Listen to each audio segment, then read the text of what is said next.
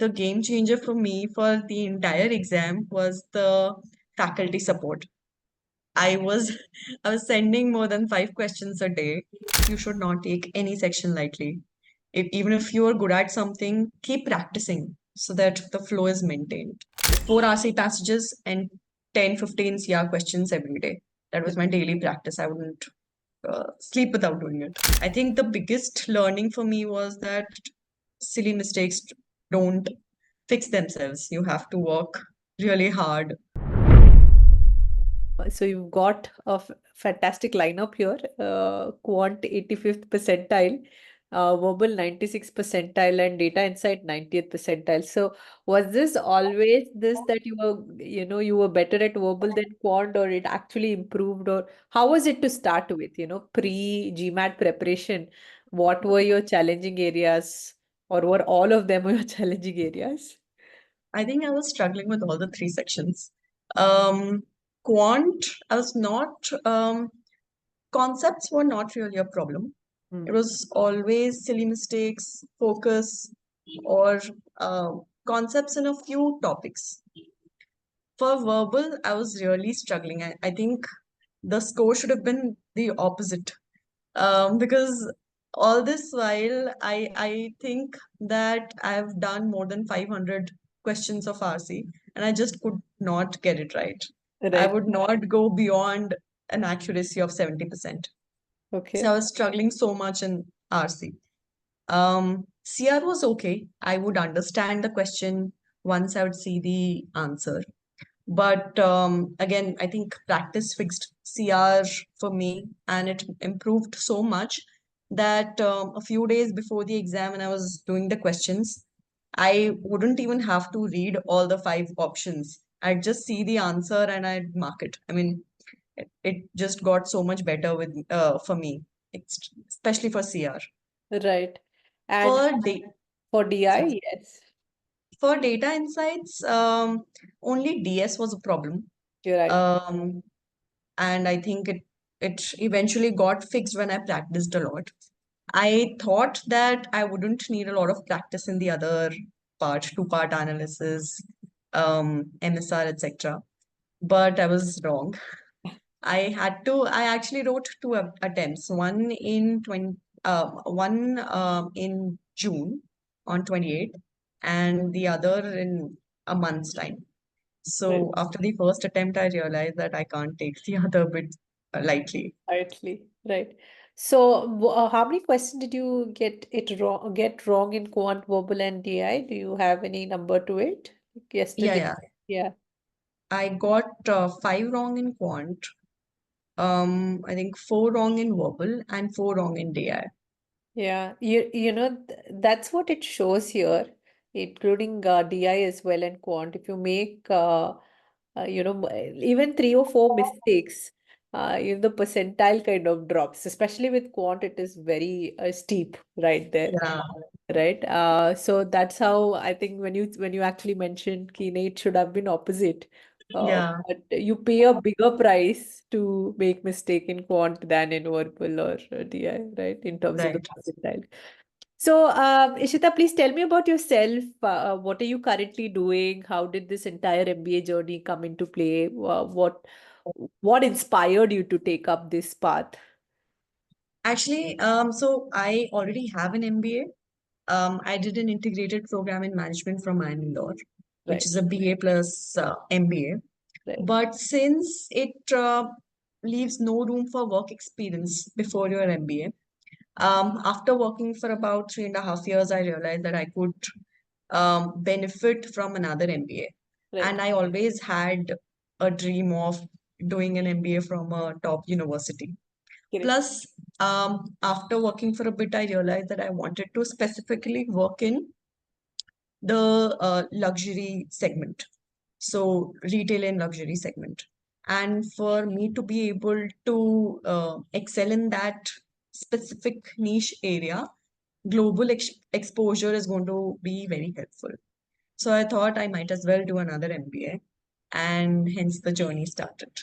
Now, going to the next question, at least you had that sorted that you want to do an MBA. So, when you initially started with this GMAT journey, because when you did your your pre-MBA or the first MBA, it was CAT exam. So what was your initial notion about the exam itself? Like, ho jayega, what was that initial thought? Actually, so I wrote IPM, which is an integrated program in management. It's Right, an IPM 80. It's slightly different from CAT, and you get into I'm in the right after 12th, right, right? So, before this exam, I was very confident about it. I thought I'd be able to do it, and I was not even putting in enough time and efforts.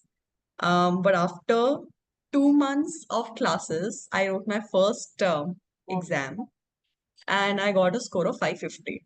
right. That's when everything went. I mean, I really lost all my confidence. Everything went for a toss. You're right. And then I got extremely serious about it, and I realized in one of the classes, sir had mentioned that you have to uh, eat, sleep, rave, GMAT if you Right, want to be able to crack it. right, Um, that's that's when I actually started doing it. For 2 months straight, I did 7 hours a day. Um, I I was just fully focused on what I wanted to get, and not just in my studies, but also outside of my studies. I started changing what I was eating. I started changing how I was doing my regular stuff at home. I mean, just be very focused in terms of what I was doing. right. So now that you've set your high expectations with your preparation, how did you see yourself balancing with work as well, and work, study, and giving in all that effort that is required for GMAT and consistency that is required? Was there any time that you felt like you had to take a break from studying? No, actually, so it was a little different for me. I had other commitments also, Hmm. and because of this, I could not do job, studies, and the other thing at all of this at the same time. So I was on a break. I Okay. took a break, and I was just preparing for GMAT full time. Yeah, but you did not do this for GMAT, right? I No, mean, no, no, no. because So, then a lot of people do ask, should I consider a leaving job to prepare for GMAT? And we genuinely don't say yes. I'm sure you must have spoken to Richa also about that, but yeah. generally don't say that. But you did take that. So what was your everyday GMAT preparation time look like? How many hours would you put in every single day? So earlier I was just doing 2, 3 hours because I was busy with other stuff also. Then I started doing 7 hours a day for 2 months straight. Um, yeah, that's So while you were preparing, and when you're looking at each of these sections, RC, CR, Quant, that is DS, PS, DS, and IR, right? Any specific insight or specific material or content that kind of just stood out for you, or you would like to just say how you mentioned that initially when you started, three sections were also very difficult. Uh, what really helped you in terms of these material to overcome that challenge, and then probably you know when did you come to a point where you realized, acha chalo, I am now at a place where now I can start looking at taking mocks and I'm ready to give a GMAT exam? I think the 700 to 800 document was really a game changer for me in quant. In verbal, I did topic wise, I did total, I did sectional, and for DS, there was this 400 wala document that was really helpful. And for the other bit of DI, the portal, I just did that. I think the game changer for me for the entire exam was the faculty support. I was I was sending more than 5 questions a day. I think I would have sent hundreds of questions to the team, and never did they ever come back saying that why are you sending these many questions, or and they were. I was surprised to see that they would even respond at odd hours, at night, morning. They were always there. So that was a game changer for me, and I really think that I benefit a lot when I get answers to specific queries. Right. So that really helped. Any particular technique that you implemented? See, you're given a study plan, you're given, the exact format of how you study, but was there anything else that you did apart from what was given to you that kind of just enhanced your entire preparation, you would say? I think the error log, I was Right, not preparing it very diligently at the beginning. Then then I changed it so much that every question I did, I would mention against it what went wrong. In a word, I'd made buckets. For example, this is a silly mistake, this is a conceptual gap, practice, lack of practice, so on and so forth. So then I just would select whatever the problem area was from that bucket. And at the end of the practice day, or maybe in 3, 4 days, I'd make a pivot and see how many questions in which area. But later I realized that it was the silly mistake in quant which was taking a toll. And right, I would just put silly mistake. I wouldn't go deeper into what the silly mistake was exactly. So then I changed it. I started mentioning exactly what I was doing wrong, right. not reading the last word. X is asked, you're marking Y. I think the biggest learning for me was that silly mistakes don't fix themselves. You have to work really hard for you to be able to fix your silly mistakes. So you would go over those questions again? Yes, I would definitely go over those questions. Every 3, 4 days, I would see what silly mistakes I'm doing. Have I improved? Have the number of silly mistakes gone down or not? Right. So when you're going again, this is just an experience point of view, and we also recommend this. But when you're going over the question, did you feel like, okay, but I know all the answers, and how do I train my mind not to like go for the answer, but then the process, how would you, really go about that one? See, I think in quant, it's not a bad thing if you even remember the answer. Hmm. Because if you're going through the entire process of solving it, it just stays with you. And Right, it's not a problem. In verbal, it became a problem because initially I was going over and over the class material, the videos, and I had just learned them. So no thinking would happen. I would just mark the answer and move on. And that's when I realized that going over the questions works for me in quant, but it doesn't work for me in verbal. right, And I was doing another mistake of doing a lot of questions in verbal and right. not really going deep into why is this RC question wrong? I mean, why am I getting it Introspection. wrong? Yeah. Introspection, yeah. So later I changed the strategy in verbal specifically. I would just do two RC passages, but I would spend a lot of time in that. Right, And then once I got a hang of what I was doing wrong, I started doing 4 RC passages every day because that's what I would get in the exam. right. 4 RC passages and 10, 15 CR questions every day. That was my daily practice. I wouldn't sleep without doing it. Right. So you still mentioned that at least before the exam day, you were like about 80% accurate with the RC, but you had solved at least 500 passages. What do you have to attribute? I mean, this is generally what Sir would also say, it's in your muscle memory. But do Yeah. you, would you say what attributed? Because then clearly your score is very good in verbal, right? Even if it's four wrong, but it's really good. So what would you attribute? Practicing really made a difference, or I think it was not practice, it was knowing where I was going wrong. I right? was going wrong in verification specifically. Okay, I was not going to the right location, and in so that was the major pattern. And in CR, I think the only place I was going wrong was when I would get scared of a very long CR question. right, I had an accuracy of 90%, sometimes 100% in CR. So that was fixed. Only in verbal, in RC RC. specifically, the Yeah, verification that's, part just remained. Uh, yeah, I think it is just a game chase, I feel, it's that octave you try to get yeah, O, C, T, A, V, and then one thing remains, and then you're so close, Probably that would have gotten you 100 percentile as well if you had aced all of it. And it's just a matter of time. But yeah. now I would just say, in on the exam day, right?